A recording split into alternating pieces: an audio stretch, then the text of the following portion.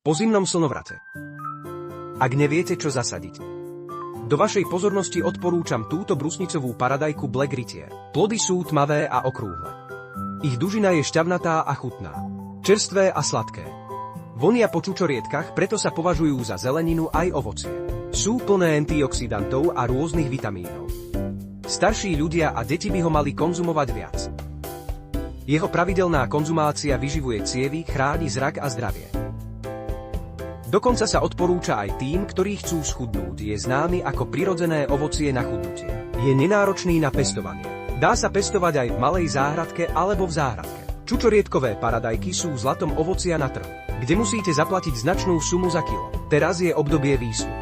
Ak máte doma balkón, záhradu alebo prázdny kvetináč, nenechajte si ho újsť. Kúpte semená, zalejte ich, dajte na slnko, čoskoro sa objavia. Ide o novú odrodu vyvinutú Ústavom poľnohospodárskych vied.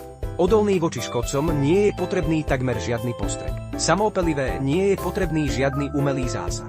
Vďaka silným stonkám nie je potrebná žiadna podpora. Žije na balkóne, v malej záhradke, v prázdnej kôlni, zaberá málo miesta, nenáročná na údržbu. Teraz je najlepší čas na výsu. Ak to nestihnete, musíte rok počkať. Pre prvých 20 kliník teraz ponúkame zľavu 50%. Semená sú v žltom košíku v ľavom dolnom rohu, kliknite naň teraz.